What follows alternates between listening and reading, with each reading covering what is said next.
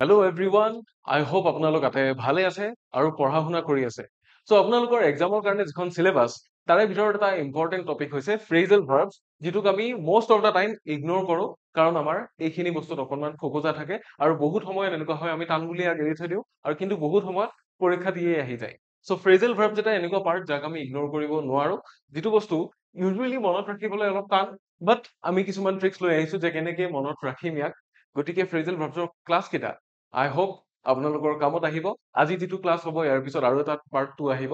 So part 2 টো আপোনালোকে চাব বুলি মই আশা ৰাখিছো আৰু মই আশা কৰো যে আপোনালোকৰ কাৰণে এই ক্লাছ কেইটা ইউজফুল হ'ব। গতিকে আপোনালোকে যদি চাবলৈ আৰম্ভ কৰিছে শেষলৈকে ভিডিঅ'টো চাব আৰু ভাল লাগিলে শ্বেয়াৰ কৰি দিব।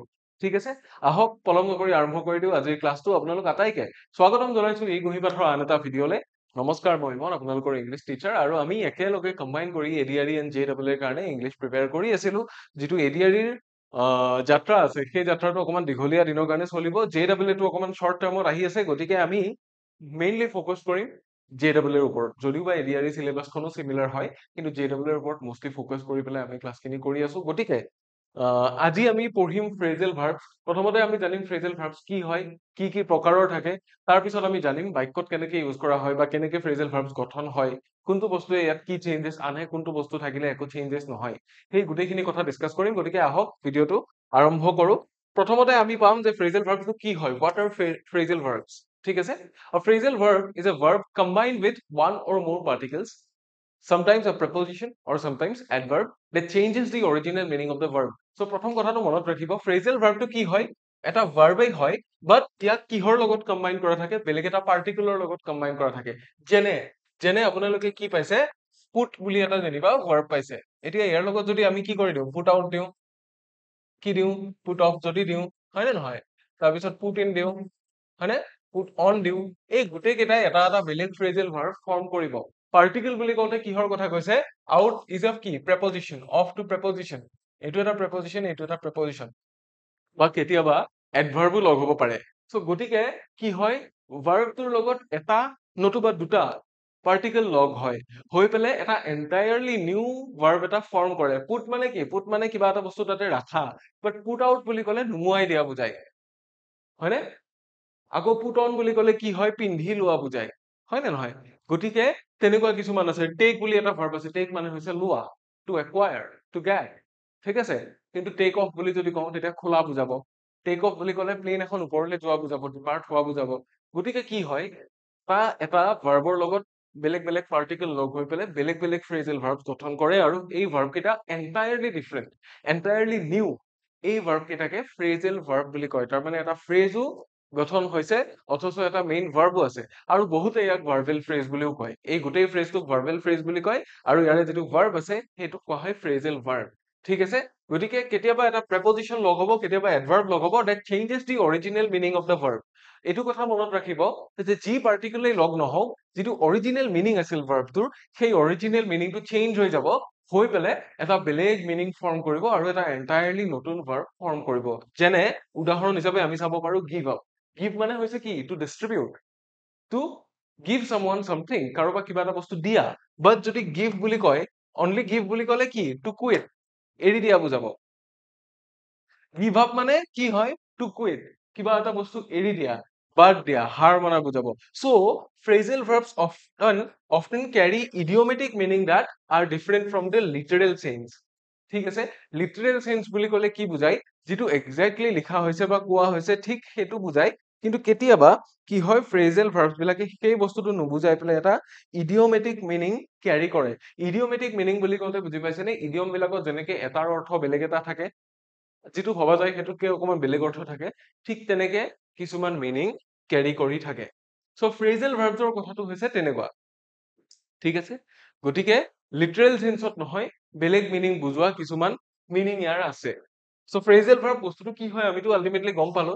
এতিয়া ফ্ৰেজেল ভাৰ্বছ কিমান কেটেগৰী থাকিব পাৰে, কেটেগৰীজ অফ ফ্ৰেজেল ভাৰ্বছ আমিতো পাইছো বেলেগ বেলেগ ধৰণৰ, হয় নহয়,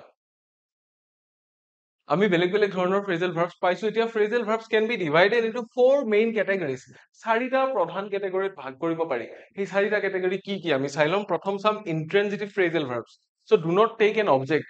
ইন্ট্ৰেনজিটিভ মানে কি, অবজেক্ট নাথাকে, অৰ্থাৎ বাক্যটোত কি নাথাকে, এটা অবজেক্ট নাথাকে, আৰু কি থাকিব যদি ট্ৰানজিটিভ হয় তেতিয়া অবজেক্ট থাকিব এতিয়া কেতিয়াবা কি কৰিব পাৰি ভাৰ্বটোক আৰু তাৰ লগত থকা পাৰ্টিকলটোক পাৰ্ট কৰিব পাৰি তেতিয়াহ'লে সেপাৰেবল হৈ যায় সেপাৰেবল নন সেপাৰেবল মনত ৰাখিব কি কি চাৰিটা ফ্ৰেজেল ভাৰ্ব আছে ট্ৰানজিটিভ ইনট্ৰানজিটিভ সেপাৰেবল এণ্ড নন সেপাৰেবল এই গোটেই কেইটা ভাগৰ বিষয়ে আমি আলোচনা কৰিম ঠিক আছে চাৰিটা কেটেগৰী ইয়াতে নোট কৰি থব পাৰে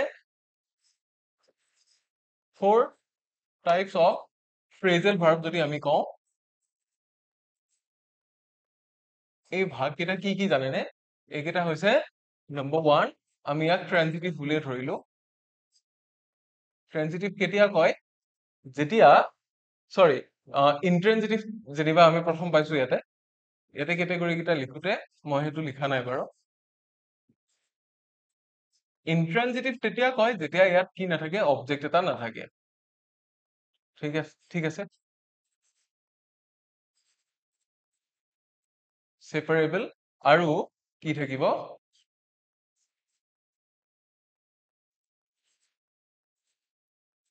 নন সেপাৰেবল ঠিক আছে এই চাৰিটা কেটেগৰী আপোনালোকে মনত ৰাখিব প্ৰথম আমি কোনটো পাইছো ইয়াতে ইনট্ৰানজিটিভ পাইছো do not take an object যেনে দা কাৰ ব্ৰোক ডাউন বুলি কওঁতে গাড়ীখন কি হৈ গ'ল ব্ৰেকডাউন হৈ গ'ল তাৰমানে ইয়াতে একো অবজেক্ট নাই গাড়ীখনে কি হওক ব্ৰেকডাউন কৰিলে নুবুজাই গাড়ীখন নিজে ব্ৰেকডাউন হৈ গ'ল বুজাইছে বুজি পাইছে ইয়াতে অবজেক্ট নাই গতিকে অবজেক্ট নহলে আমি কি কৰিব নোৱাৰো এই দুটাক কি কৰিব নোৱাৰো ভাগ কৰিব নোৱাৰো এটা কথা সদায় মনত ৰাখিব এই যিকেইটা ভাগ আছে সেপাৰেবল নন সেপাৰেবল এইকেইটা সদায় ট্ৰানজিটিভৰহে ভাগ ঠিক আছে সো আমি ইয়াক অকমান বেলেগ ধৰণেও সজাব পাৰো বেলেগ কেনেকে সজাব পাৰো মই আপোনালোকক বস্তুটো লিখি দি আছো এক ছেকেণ্ড ইয়াতে বস্তুটো আপোনালোকে চাই ল'ব পাৰিব ট্ৰানজিটিভ ইনট্ৰানজিটিভ মই কালাৰটো চেঞ্জ কৰি লৈছো লৈ পেলাই ইয়াতে প্ৰথমতে মই যেনিবা কি লিখিলো ইনট্ৰানজিটিভে লিখিলো ইনট্ৰানজিটিভ লিখিলো ঠিক আছে তাৰপিছত মই বি লিখিলো ট্ৰানজিটিভ ট্ৰানজিটিভৰহে এই দুটা ভাগ আছে ঠিক আছে এই দুটা ভাগ কি হয় ট্ৰানজিটিভৰ ভাগ যে সেপাৰেবল নন সেপাৰেবল সেপাৰেবল কি হয় কাক সেপাৰেট কৰো আমি যিটো ভাৰ্ব আছে মেইন ভাৰ্বটো আৰু তাৰ লগত লগ লাগি থকা পাৰ্টিকলটো এই দুটা বস্তুক আমি সেপাৰেট কৰি দিওঁ ৰাইট সো যেতিয়া আমি সেই দুটাক সেপাৰেট কৰিব পাৰিম দ্যাট ইজ সেপাৰেবল যদি সেপাৰেট কৰিব নোৱাৰো দ্যাট ইজ নন সেপাৰেবল ঠিক আছে এই কথাটো মনত ৰাখিলে হ'ল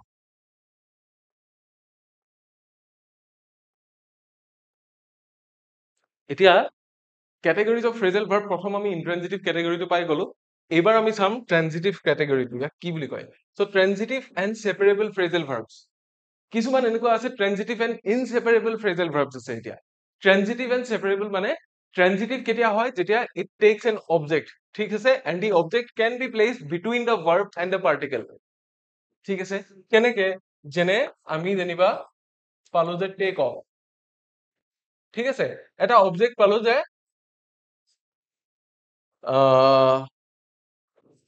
এটা যেনিবা অবজেক্ট আমি পাইছো যে your shoes তোমাৰ জোতাযোৰ take off your shoes এনেকে নকৈ পেলাই আমি কি কৰিব পাৰো take your shoes off বুলিও ক'ব পাৰো হয়নে ইয়াক আমি এনেকেও ক'ব পাৰো যে take your shoes off এতিয়া take টো এটা পাৰ্ট হৈ থাকিল off টো এটা পাৰ্ট হৈ থাকিল এটো কি আহিল মাজত এটো আহিল অবজেক্ট হয়নে অবজেক্ট আহিল ইফালে থাকিল আপোনাৰ verb পাৰ্টটো আৰু ইফালে থাকিল আপোনাৰ পাৰ্টিকলটো হয়নে গতিকে verb আৰু পাৰ্টিকল দুইটাক আমি কি কৰিব পাৰিলো সেপাৰেট কৰিব পাৰিলো মাজত অবজেক্টটো আনি পেলাই সো এনেকে যিকেইটাক সেপাৰেট কৰিব পাৰি দে আৰ কল্ড সেপাৰেবল কি ট্ৰানজিটিভ এণ্ড সেপাৰেবল ফ্ৰেজেল ভাৰ্বছ ঠিক আছে সো যেনে she turned off the light এটো নকৈ পেলাই আমি turn off বুলি ক'লে this is the turn off টো কি হয় ফ্ৰেজেল ভাৰ্ব হয় এতিয়া ইয়াক আমি সেপাৰেট কৰি পেলাই the light এটো হৈছে অবজেক্ট ইয়াক মাজত আনিব পাৰো যেনে she turned the light off meaning একেই বুজালে বাট দেখিবলৈ অলপ বেছি ভাল হ'ল বস্তুটো ক'বলৈ অলপ বেছি সুৱলা হৈ গ'ল ৰাইট সো ফ্ৰেজেল ভাৰ্বছৰ ক্ষেত্ৰত এইটো এটা beauty that the transitive and separable phrasal verbs possess separable phrasal verbs খিনি এটা বিউটি পজেছ কৰে যে ইয়াক কি কৰিব পাৰি ইয়াক সেপাৰেট কৰি পেলাই মাজত অবজেক্টটো বহুৱাব পাৰি তেতিয়া দেখিবলৈ অলপ বেছি ভাল হৈ যায় মিনিঙত ডিফাৰেন্স একো নাহে বাট দেখিবলৈ অকণমান ভাল হৈ যায় গতিকে এয়াই হ'ল ট্ৰানজিটিভ এণ্ড সেপাৰেবল ফ্ৰেজেল ভাৰ্ব এতিয়া কিছুমান নন সেপাৰেবল আছে যাক আমি ফালৰি কাটি দিলে মিনিংটো নুবুজাই গৈ ঠিক আছে ট্ৰেনজিটিভৰ ক্ষেত্ৰতে কি আছে নন সেপাৰেবল আছে ইনট্ৰেনজিটিভত নহয় কাৰণ ইনট্ৰেনজিটিভত অবজেক্টেই নাথাকে সো অবজেক্ট য'ত আছে সো ট্ৰেনজিটিভ এণ্ড ইনসেপাৰেবল বা নন সেপাৰেবল ফ্ৰেজেল ভাৰ্ব সো ইয়াতে এটা অবজেক্ট থাকে বাট দ্য অবজেক্ট মাষ্ট কাম আফটাৰ দ্য ফুল ফ্ৰেজেল ভাৰ্ব অবজেক্টটো সদায় ফুল ফ্ৰেজেল ভাৰ্বৰ পিছতহে আহিব পাৰিব যদি তাৰে আগত আহে মিনিংটো নোলায় তাৰমানে ঠিক আছে অবজেক্টটোক আমি মাজত বহুৱাব নোৱাৰো মানে ভাৰ্ব আৰু পাৰ্টিকল দুটাক যদি সেপাৰেট কৰি পেলাই মাজত অবজেক্টটো দিও মিনিংটো নোলায় কেনেকে she is looking after her grandmother so look after বুলি ক'লে বা look forward to বুলি ক'লে look forward to is a kind of phrasal verb য'ত দুটা পাৰ্টিকল লগ হৈ আছে look তাৰপিছত forward আছে আৰু তাৰপিছত to আছে গতিকে কি নহয় I'm looking forward to বুলি ক'লে কি হৈ যায় এই phrasal verbৰ যিটো কি ফ্ৰেজেল ভাৰ্বৰ প্ৰথম যিটো ভাৰ্ব আছিলে সেইটো আইএনজি লগ হৈ যায় লুকিং ফৰৱাৰ্ড টু হৈ যায় তাৰ পিছত কিন্তু কি নহয় টুৰ পিছত মেইন ভাৰ্বটো বেছ ফৰ্মত নবহে সেইটো এটা বেলেগ চেপ্টাৰ সেইটো আপোনালোকক কম বাৰু চাব যে নট লুকিং হাৰ গ্ৰেণ্ডমাদাৰ আফটাৰ ইয়াতে আমি কি বুলি ক'ব নোৱাৰো she is looking her গ্ৰেণ্ডমাদাৰ after বুলি আমি ক'ব নোৱাৰো বাক্যটোৰ মিনিংটো নোলাব তেতিয়া সেইকাৰণে शी ইজ লুকিং আফটাৰ হাৰ গ্ৰেণ্ডমাদাৰ বুলিয়ে ক'ব লাগিব সো এইকেইটা হৈ যায় কি নন সেপাৰেবল বা ইনসেপাৰেবল সো থ্ৰী ৱৰ্ড ফ্ৰেজেল ভাৰ্বছ এতিয়া থ্ৰী ৱৰ্ড ফ্ৰেজেল ভাৰ্বছবোৰ কি verb plus two particles দুটা particle থাকে যেনে exactly I am looking forward to the trip so looking forward to is a বা look forward to is a phrasal verb এতিয়া মন কৰিবলগীয়া কথাটো এইটোৱে আপোনালোকে এই কথাটো মন কৰিব যে কিছুমান এনেকুৱা আমাৰ বাক্য থাকে I am looking forward to working with you তেতিয়া কি হয় আমিতো পাইছো যে টু প্লাছ মেইন ভাৰ্বটো বেছিক ফৰ্মটো বহিলে কি হৈ যায় এটা ইনফিনিটিভ ফৰ্ম হয় কিন্তু লুকিং ফৰৱাৰ্ড টু থাকিলে টুৰ পিছত বেছ ফৰ্মটো কিয় নবহে বিকজ টু পাৰ্টিকলটো ক'ত বিলং কৰে এই লুক ফৰৱাৰ্ড টু সেই ফ্ৰেজেল ভাৰ্বটোত বিলং কৰে টুটোৱে ভাৰ্বটোৰ লগত আহি ইনফিনিটিভ ফৰ্ম নকৰে ভাৰ্বটোও বেলেগ আৰু টুটো এটা বেলেগ পাৰ্টিকুলাৰ লগত আছে ক'ৰ লগত আছে ফ্ৰেজেল ভাৰ্বটোৰ লগত আছে চ' আপোনালোকক যদি কোনোবাই সোধে যে looking forward to help you কিয় নহয় looking forward to helping you কিয় হয় কাৰণ হেল্প ইউটোৱে মিনিং নুবুজায় হেল্পিং ইউটোৱে মিনিং বুজায় হেল্পিং ইউ হলে হেল্পটো কি হৈ যাব হেল্পিংটো জেৰাণ্ড হৈ যাব সহায় কৰা কামটো বুজাব সি নাউনৰ নিচিনাকে ইউজ হ'ব আৰু লুকিং ফৰৱাৰ্ড টুৰ যিটো টু আছে সেইটো লুকিং ফৰৱাৰ্ড পাৰ্টিকলটোৰ লগতে লাগি আছে that is the second particle that comes after the look and forward ঠিক আছে সো টু কি হয় এটা পাৰ্টিকলে হয় এই গোটেই কেইটা মিলি পেলাই এটা লুকিং ফৰৱাৰ্ড টু এটা কি কৰিছে তিনিটা ৱৰ্ড থকা অৰ্থাৎ এটা ভাৰ্ব প্লাছ টু পাৰ্টিকলছ থকা ফ্ৰেজেল ভাৰ্ব ইয়াতে ফৰ্ম কৰি থৈছে সো ইমানখিনিয়ে এইখিনি জানিলে নিশ্চয় সহজ হৈ যাব তাৰ পিছত কি দিয়া আছে চাব আমি এটা প্ৰথম উদাহৰণ পাইছো give up right give up মানে কি হয় ত্যাগ কৰা এতিয়া গিভৰ লগত তেনেকে বহি বহি আৰু বেলেগ বেলেগ কিবা কিবি ফ্ৰেজেল ভাৰ্ব আমাৰ ওলাইছে নে ওলাইছে গিভ মানে কি গিভ মানে হৈছে দিয়া বা দান কৰা হয় নহয় দান কৰা এতিয়া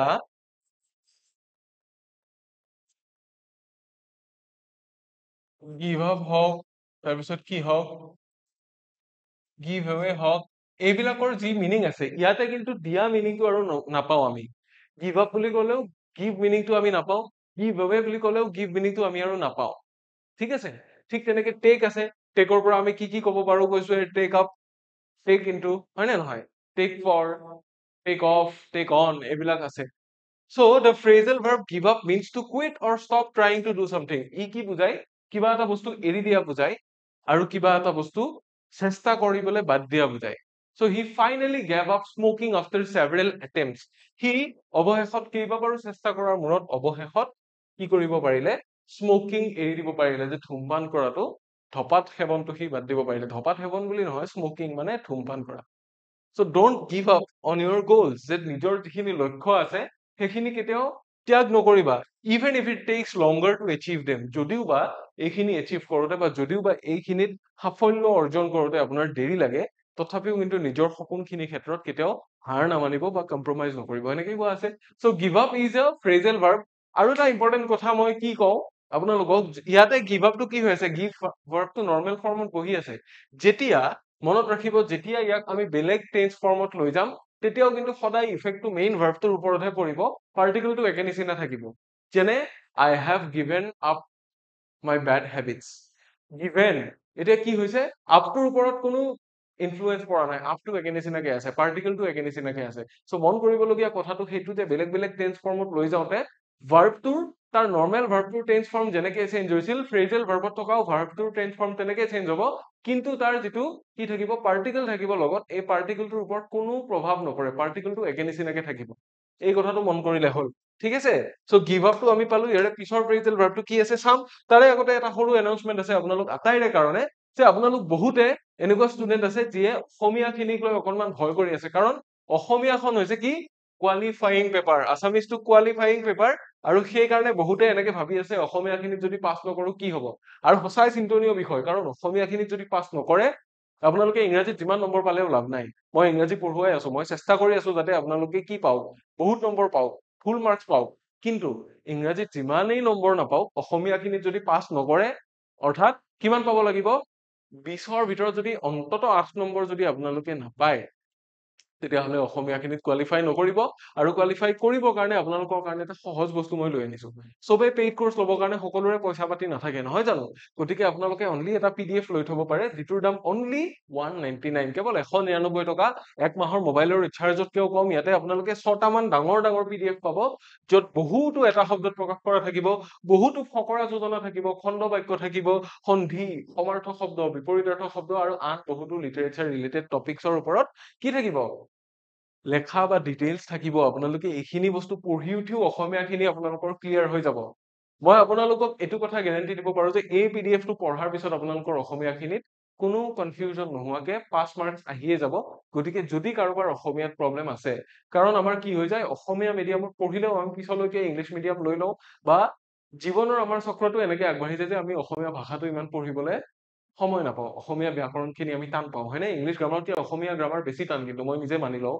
গতিকে আপোনালোকৰ কাৰণে হেল্প হ'ব যদি সেই PDF টো লয়। চ' যদি ল'ব বিচাৰে আপোনালোকে আমাৰ ৱেবছাইটটো ভিজিট কৰিব পাৰে, www.ecohibas.com, অথবা আমাৰ সৈতে টেলিফোন যোগে বা মোবাইল যোগে যোগাযোগ কৰিব পাৰে। নাম্বাৰ কেইটা মই ইয়াতে আকৌ লিখি দিম, 0361319357, 0361319357, এইটো হৈছে টেলিফোন নাম্বাৰ। ঠিক আছে, টেলিফোন নাম্বাৰ। নতুবা মোবাইলত আপোনালোকে যোগাযোগ কৰিব পাৰে, কি নাম্বাৰ আমাৰ, 60261 আৰু আছে 30905। এইটো হৈছে মোবাইল নাম্বাৰ। এইকেইটা নম্বৰত যোগাযোগ কৰি আপোনালোকে PDF কোৰ্চটো ল'ব পাৰে আজিয়ে। ঠিক আছে, যাৰ যাৰ ল'ব মন আছে যোগাযোগ কৰিলেই হ'ল। তাৰ পিছৰ ফ্ৰেজেল ভাৰ্বটো ফালে যাম। ইয়াৰ পিছত কি ফ্ৰেজেল ভাৰ্ব দিয়া আছে চাওক, লুক আফটাৰ। এতিয়া লুক থকা বহুতো ফ্ৰেজেল ভাৰ্ব আছে, ৰাইট? লুক মানে কি, চোৱা, লুক মানে চোৱা। চ' লুক ইনটু থাকিব পাৰে, হয় নহয়? লুক ফৰ থাকিব পাৰে, তাৰপিছত কি থাকিব পাৰে, লুক আউট থাকিব পাৰে, হয়নে? তাৰপিছত আৰু লুক আফটাৰ থাকিব পাৰে, লুক ডাউন থাকিব পাৰে, এনেকুৱা বহুতো থাকিব পাৰে। লুক ইনটু মানে কি, ইনভেষ্টিগেট কৰা। লুক ফৰ মানে বিচাৰি থকা। লুক আউট মানে কি, লুক আউট মানে সাৱধান হোৱা, কেয়াৰফুল। লুক ডাউন মানে কাৰোবাক তল খাপৰ বুলি গণ্য কৰা। লুক আফটাৰ মানে কি, আকৌ চোৱা চিতা কৰা বা শুশ্ৰূষা কৰা, আমি শুশ্ৰূষা কৰা বুলিও লিখি দিব পাৰো।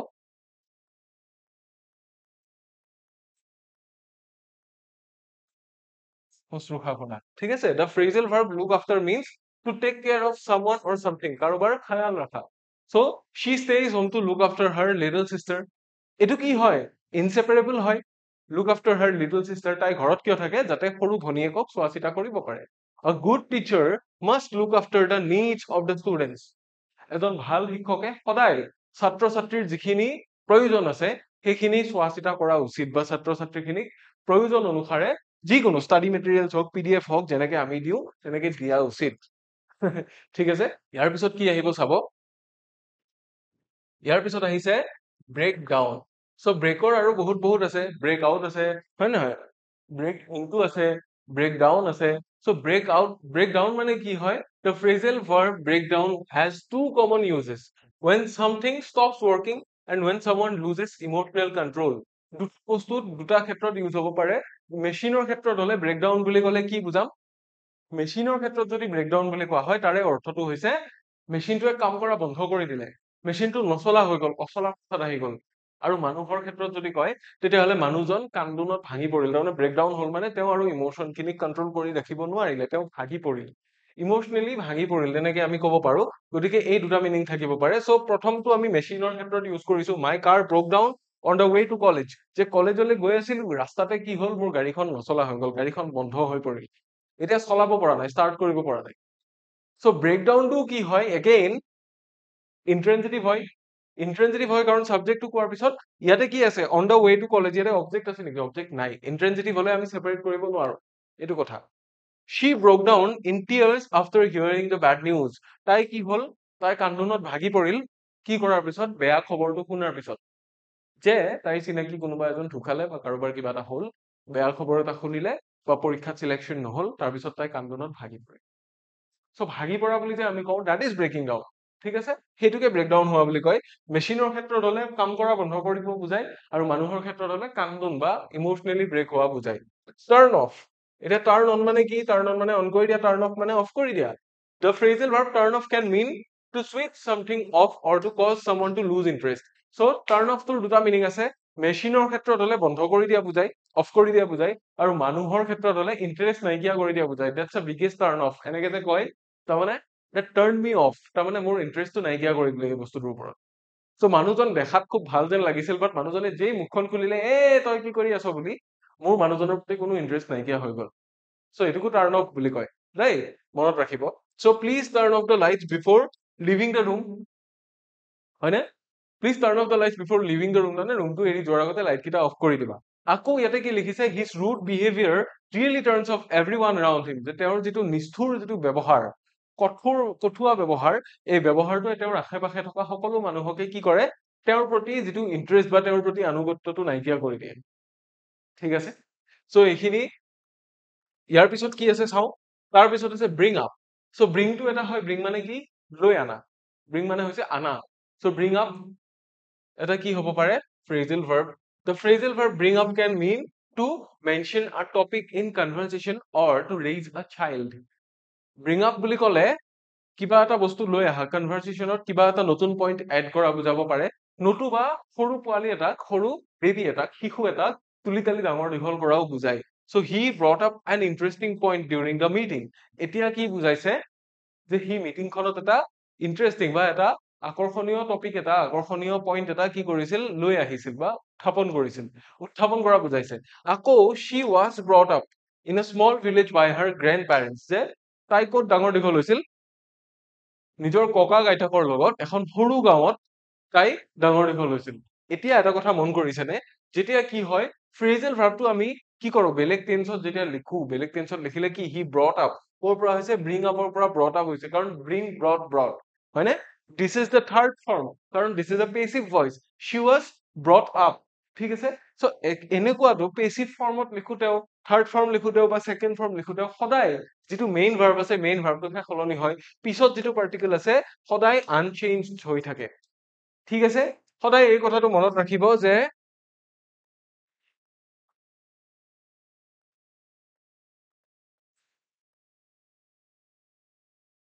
while changing the tense form of a phrasal verb,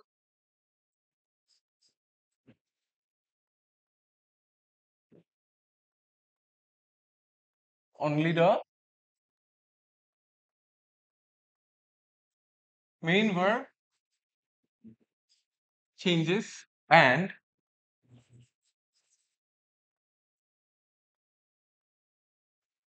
particle remains unchanged. Unchanged, পাৰ্টিকলটো আনচেঞ্জ হৈ থাকি যায়। এই কথাটো মনত ৰাখিব আপোনালোকে, এইটো কথা মনত ৰাখিলে পিছত আৰু একো অসুবিধা নাই, বুজাত নিশ্চয় একো প্ৰব্লেম নাই হোৱা আপোনালোকৰ, কাৰণ মই গোটেইখিনি বস্তু ভাঙি পাতি বুজাইছো, হয়নে। ইয়াৰ পিছত আৰু কি ফ্ৰেজেল ভাৰ্ব আছে এইটো চাওঁ আহক। ইয়াৰ পিছত থকা ফ্ৰেজেল ভাৰ্বটো হৈছে look forward to, yes, ইয়াতে কি আছে, মেইন ভাৰ্বটো কোনটো, ভাৰ্ব এইটো হৈছে কি, পাৰ্টিকল 1, আৰু এইটো হৈছে পাৰ্টিকল 2, সো দুটা পাৰ্টিকল পালো আমি ভাৰ্ব প্লাছ টু পাৰ্টিকলছ, হয় নে নহয়? সো দুটা পাৰ্টিকল যদি থাকে ই কেনেকে ইউজ হ'ব? the phrasal verb look forward to means eagerly anticipate or await something, কিবা এটা বস্তুৰ কাৰণে খুব আগ্ৰহেৰে অপেক্ষা কৰি থকা বা কিবা এটা বস্তু মনেৰে বিচাৰি থকা বুজায়। এন্টিচিপেট কৰা মানে মনেৰে বিচৰা। এতিয়া আপোনালোকে এটা বস্তু মন কৰিছেনে, যদিও কি হয়, যদিও 2 প্লাছ V1 হৈ কি ফৰ্ম কৰে? ইনফিনিটিভ ফৰ্ম কৰে। ইনফিনিটিভ ফৰ্ম কৰে,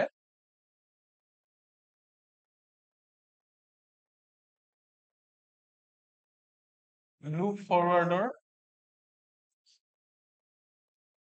পাছত থকা টুটো কিন্তু কি নহয়,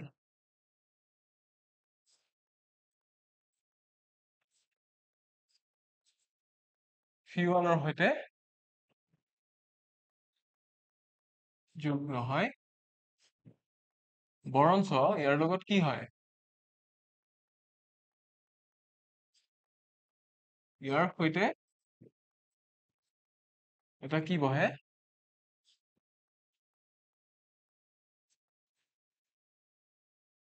জেৰাণ্ডহে বহিব পাৰে। এই কথাটো মনত ৰাখিব আপোনালোকে। জেৰাণ্ড বহিলে মিনিংটো বেলেগ হৈ যায়।